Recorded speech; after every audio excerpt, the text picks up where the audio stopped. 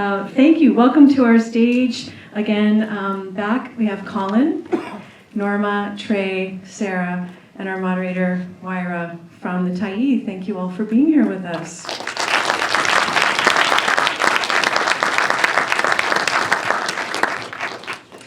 And I'm going to turn it over to Moira, who is our moderator this evening, and I'll let her take it from here. Are there any questions to begin with? I've also prepared a couple, so I can get everyone warmed up. I'm really curious, Colin and Sarah and Trey and Norma, trust is so important when you tell stories about the toxic drug crisis and people most affected. How did the trust building happen for this project, and what was the hardest part about it? Well, this seems pretty loud, but okay. I've known Colin for a long time. We both worked at the Portland together. I worked at the New Fountain, and I started a soccer team, and we went to the Homeless World Cup. And Colin and I we worked on video projects together, and he knew everyone. He knows everyone in the neighborhood, so he built trust just by knowing people and telling them what he was doing and bringing them along and actually getting them to film as well and have input into what the story was going to be and how it was going to take place, and really we knew who Colin was and that he was a kind, compassionate person. So we didn't have really any questions. We'd seen some of the work he'd done before and just highlighting some of the culture and the people in the downtown Eastside in the way that you did it justice, so we knew that we were in good hands. Sorry, I don't really have a question, just have a comment. First of all, Colin, wonderful, thank you for this documentary film, raising awareness. And thank you all for your hard work. The reason why I'm here is that my father fell to heroin on the downtown Eastside, and in the 70s and early 80s, he had to take the life. There was no help, and the only way he could get any kind of treatment was if it was mandated. And so he took up a life of crime so that he could get himself into jail so that he could clean up. So, and now we find my nephew is in Elliott Lake. He ran from King Haven 5 times. He found a community down in the downtown east side, so I'm shaking right now, sorry, it's very emotional for me. But I just really want to commend you all for your compassion and all the hard work that you do. Thank you. Thank you. Just a quick question. I know King Haven is a treatment center in... I'm not sure where it is. He's right now. It's like, I've been there twice. I ended up leaving and hitchhiking down the road to go find drugs. Yeah, that's exactly what he did 5 times. That treatment center is very, King Haven is very, there's a lot of guys like FOJ there, like fresh out of jail. So for anyone that's been incarcerated, jail is a really harsh place, and there's usually like a kind of boss on your unit or your unit range rep guy, and King Haven is very much like that. There's a lot of large personalities that are fresh out of prison and very, very aggressive. And for me, that didn't work. When I ended up finding recovery, I wanted someone that was a lot more softer with me. But that approach does work for some people. It didn't work for me, so I can understand why he might have left King Haven. I don't like being yelled at and being told what to do and being made fun of or being picked on. So, but what's the other one you mentioned? Elliott? I don't know the name of I don't know the name of the center, but it's in Elliott Lake. Elliott Lake? So he was sent there just 2 days ago. We found him. We found him on Christmas Eve, actually, and then gave him a sandwich. I work in the downtown east side, so found him I actually found him at Murray, and gave him a sandwich and a hug, and then he took off, and we found him 2 days ago, got him on a plane. I don't know what it's called, but it's in the middle of nowhere. So I'm hoping they're kind to him, and I hope they have the compassion that he deserves. Oh, so too. Thanks. I always like learning about new treatment options or places that might work for someone or some different places. That's cool. Thanks. I'll look up Elliott Lake when I get out of here. Thank you.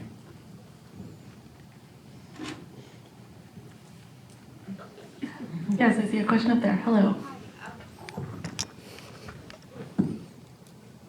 I think it's on? Okay, sorry. I just had a question about consent in the filmmaking process. How often would you check in with the people that you were working with on the film around their involvement? Were there people who were involved in making the film who at any point decided that they didn't want to be a part of it? And how did that work? Yeah, so there was quite a few stages as far as consent, and like the first one I would say is like not going in the room with the camera, first going in myself and just saying, hey everyone, this is what's going to be happening. Are you cool with this or not? Just kind of a verbal, get an idea of who didn't want to be on camera, because there's always in that room people that you know are like, no thanks. And so just letting them know what I'm doing, making sure that they know that they're not going to be filmed, but are they cool if I'm in there? And then also like communicating with staff, so when people, while we were in there that were coming in, they knew what was going on. And doing, I think, like our best just to make sure we weren't in the way of services. And that was like a big concern of like someone, because lots of people have had bad experiences with media and stuff, that someone wouldn't use the site because of that and everything. So there was always people that were not wanting to be involved. And so you see like a lot of close-ups and stuff like that in the film, which is not just because of the reasons wanting to do a close-up, but it's to make sure we're avoiding people that weren't cool with being on camera. And then like, but there was lots of people, and I would say the majority of people were you know, knew me or knew what we were trying to do and very supportive and wanting to be a part of it. And then there was like the consent with people that were injecting and using, and we wanted to make sure that they got a chance to see themselves what you know it looked like on camera, because it's I think different, you know, to say at the time, you know, yeah, it was always like something that was offered to me, like, hey, do you want to catch this? And so that was filmed, but also making sure that they knew after the fact, hey, this is actually going to be seen by people, and this is what it's edited to look like. So like Dana and Dawn and stuff were all given a chance to see it on an iPad of what that would look like, to make sure that. And I would say that, you know, I don't think they were like, oh, awesome. I think it was, you know, a vulnerable moment for them to see themselves, but we're definitely trusted that, like for me, it was, those shots can be done very badly and wrong, and so. But I do think in this case it was important to show all sides of this and show that, you know, this is one side of Dana, for example, but he's also out saving lives and an awesome human being that has a brain and does a lot for his community. It's also like working with people to see, you know, who wants to be featured and tell their story and educate people. A lot of what the Overdose Prevention Society has done is been an education for other people across the country and across the world on you know how to save lives and be heroes in the middle of crisis across Canada and you know, giving people a way to teach people and you know, change the stigma against drug users and people like Dana who are more than happy to be part of changing, being brave enough to change things, change the way that people see people. And really it's been effective, you know, going all across the States and Canada, and people really are changing their way, how they see drug users because of the film. I myself, I drink, I'm an alcoholic. I use crack cocaine, I smoke cigarettes, smoke weed, and I'm a supervisor at OPS, and I tell my story to other people that I'm an ex-heroin addict. I used to use needles, And people just can't, wow, you use needles, they can't see me doing that. But yeah, it's real. It's real out there, the drugs. And we're addicts, whatever, but we still maintain our lives, And I'm proud to be in this documentary. It really opened my eyes to see the reaction on people's faces. That, wow, these people are for real. They save lives every day, and they care. I'm a very caring person. And I'm really happy for Sarah Blyth because she's the one that asked me to join ops. We started out with one tent in 2016. And it was very cold that winter, and we were trying to get warm gloves for the clients so they could find their veins. And yeah, it was really, and then we got more tents, and then we got a trailer, and we got a building next door. And, and we got bigger and bigger, and now we have an inhalation tent. And that's very important, because addicts need, like when they smoke their drugs, whatever they smoke, they need to be, look like cared for, like where we work. If you come down to ops, I don't please ask. This movie has brought a lot of attention to ops, and we get a lot of people walking in, being like, "Oh, I saw this movie, and I've been drawn here, and the Ronnie is such a hero, and I just need to come in and see what this place is about." If you come down to ops, we're happy to give you a tour. Just please follow protocol. Ask us about coming in. Don't just walk in. We'll show you around. Please, no pictures. We want to be respectful of people using in there, but we're pretty open, and we like to show people around. It's just kind of riffing off what Norma said. Ops is really much it's like a bar. If you've ever drinking in a bar, and you have too much, you go home, right? Inside of ops is kind of like a cool hangout spot. I've kind of designed it with lots of graffiti and very street look, and there's taxidermy stuff on the roof. It looks like a country bar, like an old country bar, and that's basically what it is. Except you bring your own product. Whereas at a bar you would buy alcohol, but at ops you come there, you bring your own product, and we make sure that you're not too loaded when you leave, or if you overdose, we resuscitate you. So that's really all it is. That's how I explain it in a very easy to understand manner, is that it's where someone comes to use something that they're using, and with no stigma attached, and if they use too much, we resuscitate them. That's basically it. And just to add to that, I just, and just talking about Trey and the things that, when people want to get off drugs and things like that, Trey drives them to recovery. He takes them to NA meetings and really helps them along. There's a lot of people who've gone on to recovery that are in recovery that stay close to the ops community, and we support them. And because we've built such a good family, some of them can come back and volunteer, and they do, and some of them can't come back and volunteer because it's too stressful for them. But yeah, we've created a great family, and we've been doing this since 2016 and saved thousands of lives. I'm almost close to 1 million people now, and basically started on a GoFundMe page. It was an illegal operation, and the Liberals at the time, Terry Lake, woke up in the middle of the night after 3 months of GoFundMe and said,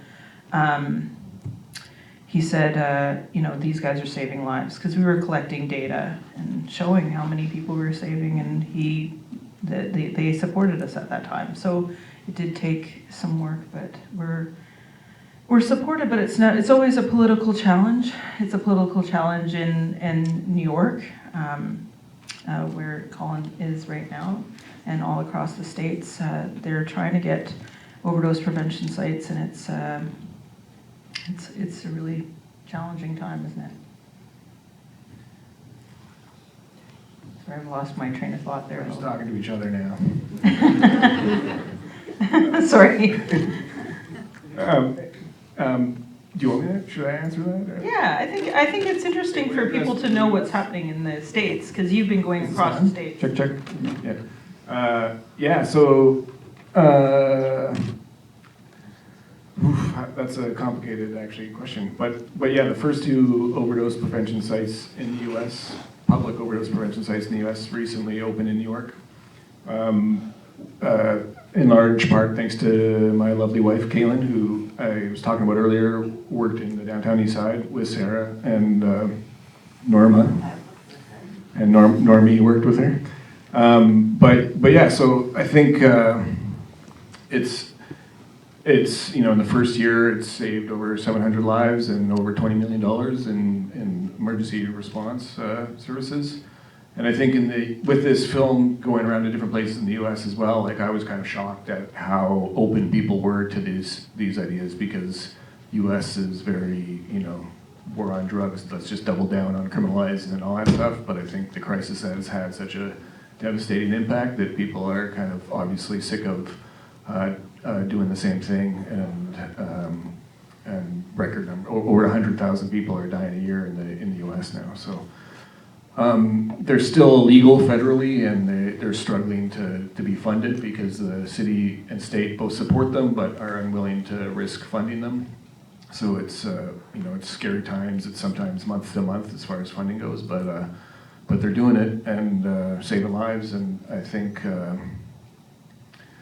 on top of that, like as these guys were talking about, like there's so much more to these sites, and that once you have a place that welcomes people in and says, you're safe here, then that has such an impact on people's lives, and it leads to so much things. And I remember working at Insight, and like I can honestly say, working both in abstinence-based treatment recovery and in numerous different aspects of this issue, like I've never seen more people referred to detox or treatment than I did at Insight. And it seemed like every 1 out of 10 people coming in there was like, get me on the list or whatever.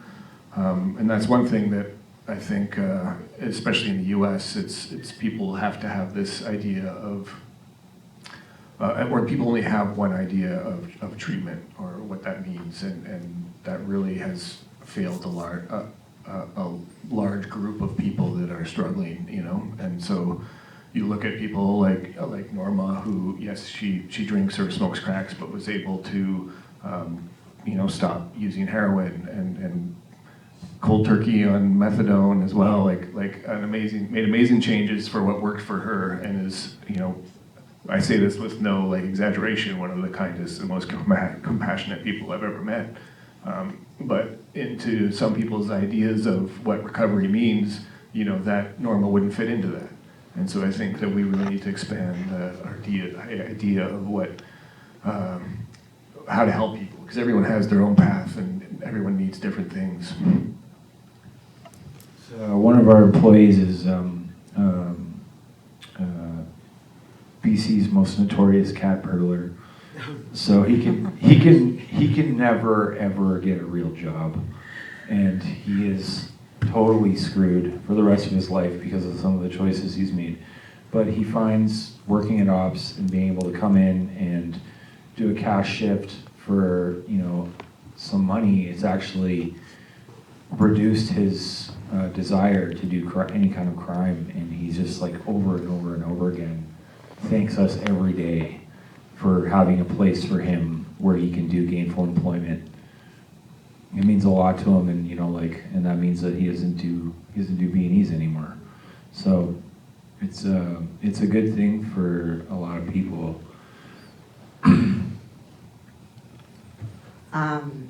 How I supported my heroin habit was I used to work on the corner of the street. I was a prostitute. I'm not, I'm just a person, trying to live my life from day to day, trying to get my next hit for heroin. We're all people. We all make mistakes. We all have whatever kind of lives. But I love the people I work with. they're human beings, even though some of them are addicts or whatever. I have a lot of respect for the people I work with at Ops. And they have a lot of respect for me too. Auntie Norma, you know. Like I'm getting there in my age. But yeah, I love OPS, I love Sarah Blyth, I love Trey, Helten, I love Colin Askey. And these people brought hope in my life, sunshine in my heart. And you know, we have parties, you know, at Ops, you know, we have Halloween parties, and that's Halloween. We don't know, they're not that big. I was Jigsaw from the Saw movies, and I won first prize, best costume. Are there any questions in the audience? Yes, up there. Or we're gonna give away all those party details. Thanks very much. I guess, you know, we started talking about it in a New York context, and I'm interested to know a bit more of the political context here in Vancouver. Oh. Yeah. Can I add a question onto that as well? What about the political context outside of Vancouver? Because we've seen OPS as facing huge political pressure and backlash in smaller, more rural municipalities as well. Maybe I'll just finish the question. We can do a combo question. But yes, political climate here in Vancouver, BC, smaller communities. I also want to raise, like, the city of Vancouver right now is in the midst of its budgeting process. And I just really want to know, like, when you just brass tacks, where does more money need to go? Where does less money need to go? So I'll leave that there. Yeah. The political, yeah, okay. I mean, right now in the downtown east side, unfortunately, it's just with the tents, there's a lot of tents outside right now, and people are just, it just becomes a political football, and people come down and everybody's filming the downtown east side. Every school that needs university students to get some extra education. Everybody wants to have a TikTok about how many tents are in the downtown east side. Like people are making full videos about how horrible it is in the downtown east side, filming people in their tents. People are going to the washroom outside. They should have better services. And I think, I am a bit hopeful with the new mayor and David Eby, just because David Eby seems to know what, he's worked down there, and I've heard some of the conversations of them talking together about what to do next. So I do have, you can only have some hope, or else you would just fall apart working with people, because there's just so many people dying, and it's just such a huge tragedy. And so I think that's all we can do, is try and have a little bit of fun with each other while people are still living, because we lose people. Like, we have Memorial Mondays at this point. I mean, it's just hard to continue fighting without any hope. And it's we just try to have as much hope as we can, and work with whatever government is in power at the time, and try to show our stories. And this video is actually a really great way to teach people about the downtown east side, and some of the caring and compassionate people that are down here, and the hard work people are doing that people may not understand. They just see tents, and they see commentary from people who have never even spent more than the time that they did the commentary in the downtown east side. So they come and they're like, this is a mess, and then they don't get into anything detailed. The media doesn't even have the funding anymore to do investigative journalism to really bring forward the true issue. So, and money, where does it need to be spent? I mean, we could really use, as Trey's always saying, like detox on demand for the people who want it. When people want to get into detox, they just can't. A lot of people ask me about detox. Like the users that come into the site are like, we get to know them by first name, and like I've invited them into my home, like to have dinner with them. And certain ones, there's some ones I wouldn't, but some of them I would, and I have. And when they say, I'm having a hard day, and like we go in the office for like some private conversation, and just to listen, like a problem shared is a problem halved. And I suggest detox to even just take a break. Sometimes it's not even just a permanent thing. Like looking at it permanent can like freak someone out. Or I just suggest like even just getting 3 meals in a bed where you know you're safe for like a week could be helpful to you. And they say, yeah, I think I would do that. The rigmarole to get into detox right away is so frustrating. Like the window when someone says, yeah, I think I would be willing to try detox, or yeah, I'd like to try detox. It's like that big. And like there's the 1-866 access number, 1-866-685-1221, where you call between 9 a.m. and 7 p.m. to get detox. It is incredibly frustrating to get someone in there. And I end up telling them how to manipulate the system, which is what I had to learn to do myself. I ended up trying detox 17 times in 1 year before it stuck. It can be incredibly frustrating. Like you go into detox, you leave, you're not allowed to be readmitted for 30 days. So the maximum amounts that you're allowed in per year generally is around 6. So what I ended up doing myself is lying to the healthcare service. If I was really serious, I would go to an emergency department and say, I was taught by healthcare professionals to use proper words that make people pay attention, which is, I have a plan, I'm going to kill myself, this is how I'm going to do it. I decided that I'm going to do it on this day. It's all bullshit, obviously. And then I get locked up on a mental health unit, which is incredibly distressing. Then once I'm on a mental health unit for suicide watch, then I can advocate for myself to get into a detox recovery spot from there, if they're willing to listen to me. And that's what I've done several times, is I've lied to the healthcare system, get in a suicide watch under the Mental Health Care Act, and then get advocated for a transfer to detox. It shouldn't be that way.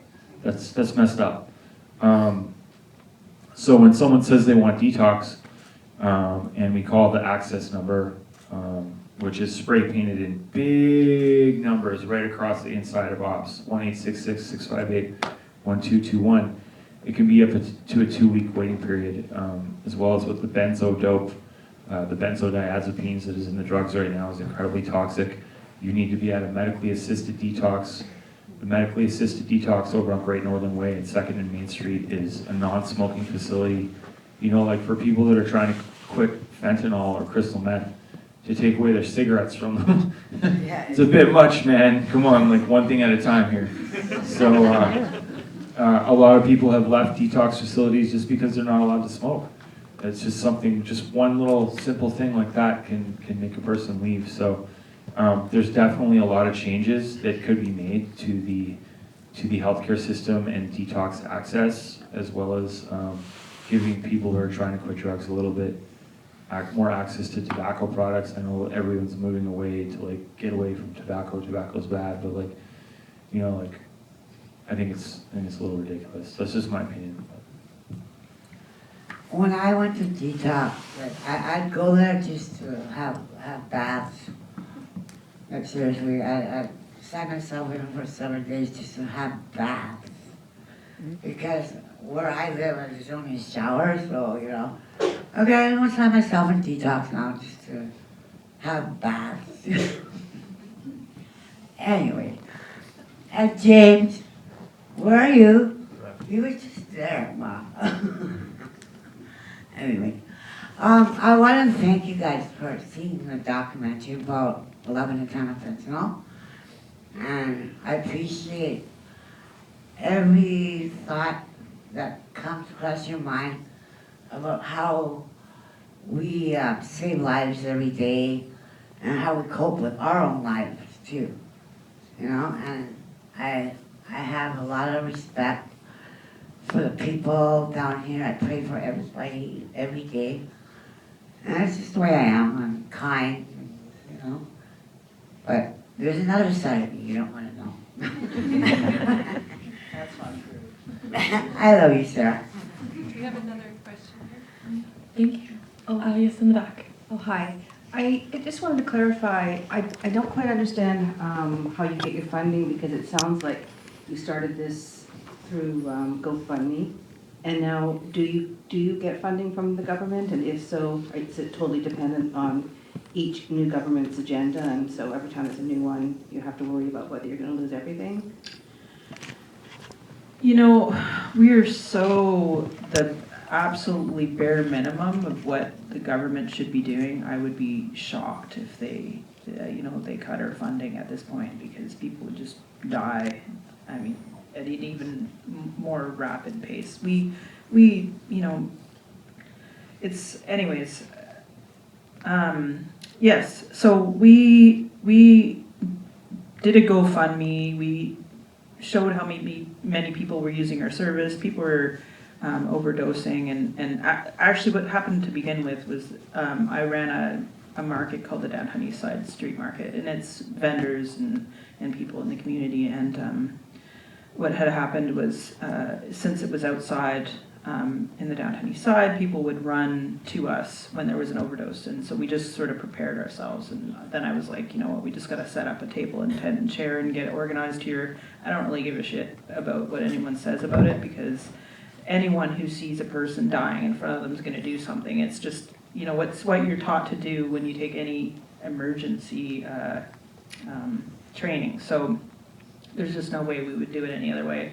So the city kind of gave us some shit. I think Carrie Jang, one of the city councilors, said, you know, you can't do that. This is a safe injection site. You can't do that. And someone else from the province said you can't do that, and you can do that on city property. And anyways, it went on and on. But we did a GoFundMe. We did some fundraising for a period of time and raised quite a bit of funding and showed that the public actually supported what we were doing. I think if you can raise money for something and show that, you know, you're saving lives and show the government that you're supported, then I think eventually with the data that we were taking, it was just, okay, this is what they're doing.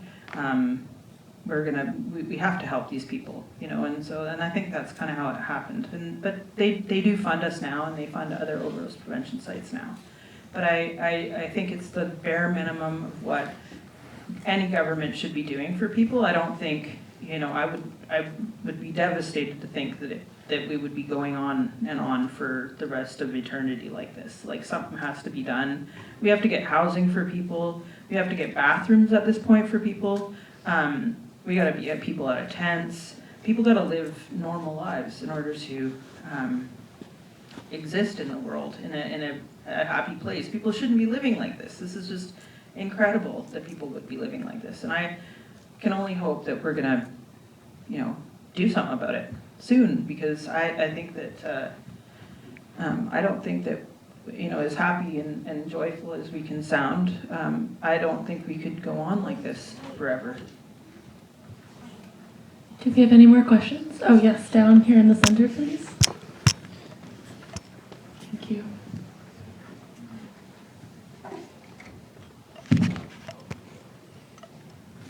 Hi.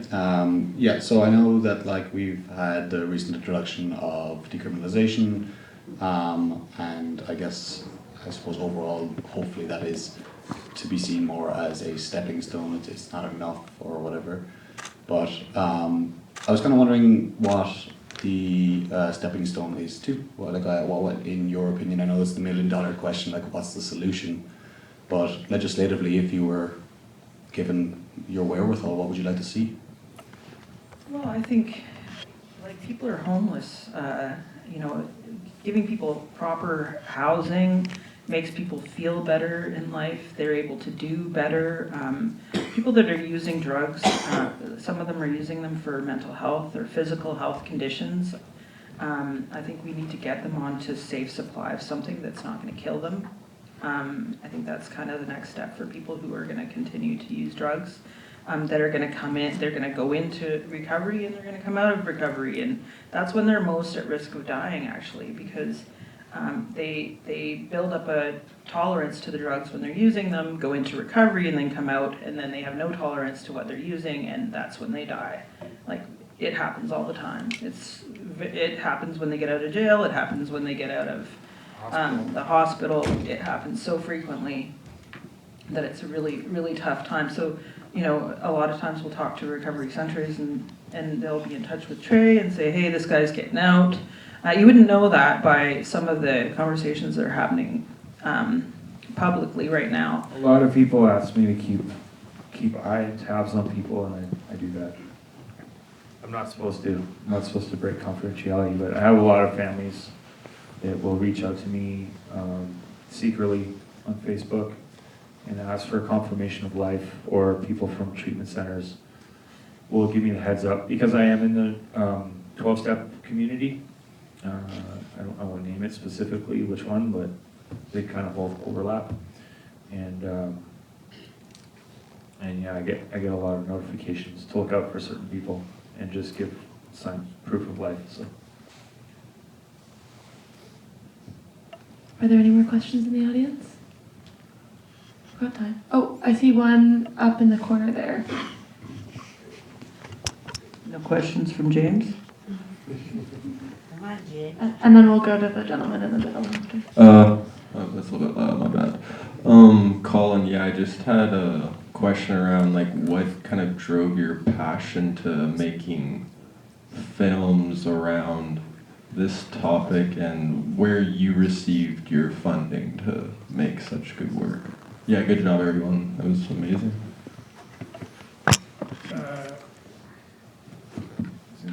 Yeah. I think like for this film it was like so I'd moved to New York like in 2016, as fentanyl by then was like taking over the drug supply, and you know, hearing from there like sometimes almost weekly of people that we'd known and loved passing away, and also knowing the friends that were working in the downtown Eastside, what they were going through.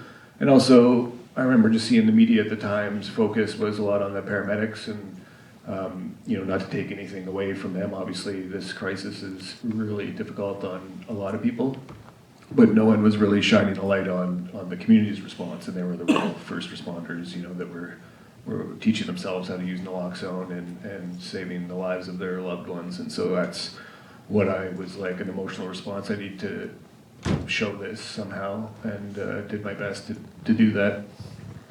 And luckily we got funding through ITBS, which is like a PBS affiliated production, and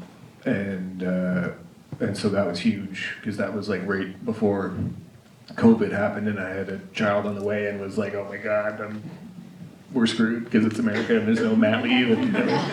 And so luckily that saved a lot of things, and we were able to do this film properly. And then we got a grant from the Sundance Institute as well.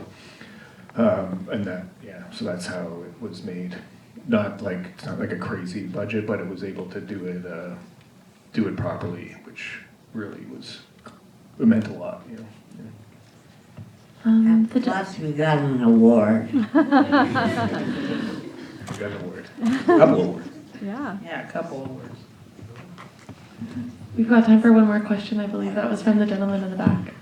Yes, thank you. Thank you so much for your work, for your example of love.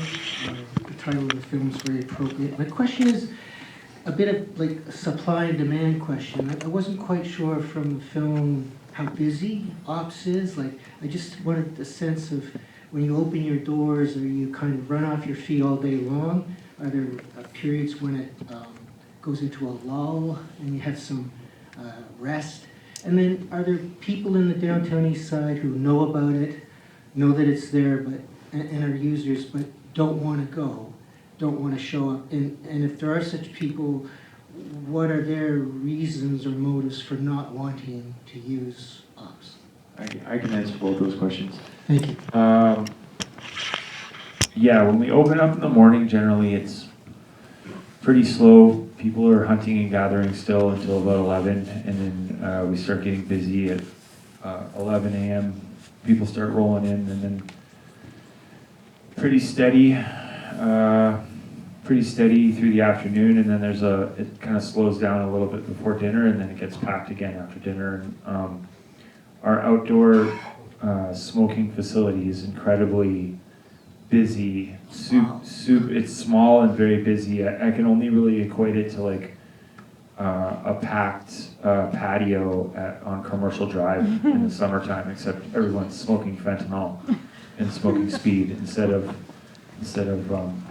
having drinks and talking about their kids going to college. And in the summer versus the fall, the visits of participants, we call them participants, not customers because they're not buying anything, but it's participants of the site. It varies vastly. So in the summertime, we really slow down quite a bit. Our smoking area is a little bit more busy, but not that much. People generally use outside in the alleyways. Like I go to like lizards laying down in the hot sun, catching rays. People don't always come inside. But in the wintertime, our capacity doubles, where it can be like the summertime the summertime could be like maybe 200 to 300 visits a day, and a lot of those are return participants. It's not like 200 to 300 individuals. It's people coming back over and over again, using several times throughout the day. In the wintertime, it's like it can go up from like 700 to 900 visits a day because it's cold and people have nowhere else to go. And during this little cold snap right now, we're open all night as a cold winter shelter. So we're doing the people working are doing double duty right now, making sure that someone has a place to go at night. As we double as a cold winter shelter to be activated by the city when we have cold snaps. So I think we're a cold winter shelter for the next 4 days. And so we'll have a lot of visitors, and yeah, it can get frustrating when you have that many people inside. Everyone's smelling each other. Everyone doesn't always smell so nice. And, it's close capacity, so there can be a little bit more fights sometimes. It can be frustrating. We try to make sure everyone has proper violence de-escalation skills equipped, and they're calm and they're taken care of. And then the second question there is like, do people know about our services and do people want to use our services? Yes and no. That's like, I know I can speak for myself. So when I was first using drugs and I found out about Insight, this is way before ops was available. I considered myself a better drug user. Someone, even though I was using intravenous drugs, I still had a house. I still had a car. I was still able to pay my insurance. I wasn't what I considered like a bottom feeding junkie at that point. So I didn't want to use Insight because I thought that I was better than. Eventually, drug addiction is progressive and curable, and it can be fatal for some. Some people aren't that way, but it was that way for me. Eventually I wasn't able to keep a car insured. I lost my license for driving high. I lost my house. I lost everything. And I ended up on the street, and I ended up using Insight. And I do see people that are like that, where someone has walked in to ops and they immediately started crying. This woman started bawling. She was just hysterical. She was like, oh my God, I can't believe I'm here now. I'm one of these people. This is the worst moment of my life. And I saw that, and I took her aside, and I was trying to encourage her that it took a lot of courage to come in here, and obviously it means that you don't want to die. You know what I mean? Like you want to live. Like even though this may feel like a bottom for you, coming into this safe injection site on Hastings, like it takes a lot of courage to come in here, and it shows that you don't want to die, right? And that was some of the things that my mom, she's gone now, rest in peace to my mom, but those some of the things that my mom thought about, when I was openly using in the street in the downtown Eastside. She had a sense of that I would probably be a little bit safer if someone was, walking around with a Narcan kit and found me overdosed on the sidewalk, that I might have a better chance at life if I was using in that situation rather than using in like a drug dealer's house on the other end of town, where if I use too much, he wouldn't call 911 because he doesn't want to be investigated. You know what I mean? He doesn't want, he's got drugs and guns in the house. He doesn't want any kind of shit like that. So there is a tiny bit more safety if someone is using in the downtown east side. They have the Street Saviors volunteer program where they're all trained with naloxone and they walk around all night long checking people in the darkest of alleys. There's Ops, there's Insight, there's The Window, there's Molson, there's Vandu. I kind of went on a little side quest there, but I feel like I answered the question. Our site, just so you know, our site sees from like 500 to 700 a day, like visits a day, and then sometimes up to 900 to 1,000 people come sometimes when it's really busy. So it's a lot, and we have a smoking area outside as well. So a lot of people are smoking now, which is good in some ways. If you don't want to, you want to have more smoking sites so that people that are smoking don't say, well, I'm going to use drugs, so I'm just going to start using needles in order to use drugs in a safe way. So you want to provide places for them to smoke. But yeah, I don't know, I'm off on a tangent. That could, pardon me. I would like James to come up here, please. Uh-oh. He's my man. He's in the documentary, as you probably see. He cooked for Ops. He makes me chili. That makes me chilly, yeah. And this is James. Welcome, James. He cooked yes, like, for a long time. James almost got arrested on his way up here. Yes, he did. What a 2 blocks down the road. They thought, the police thought that James was I robbed his store. I was in, they threw me in the back of the car in handcuffs.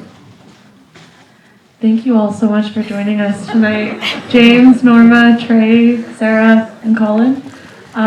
We really appreciate the discussion and the insight and the vulnerability and honesty tonight.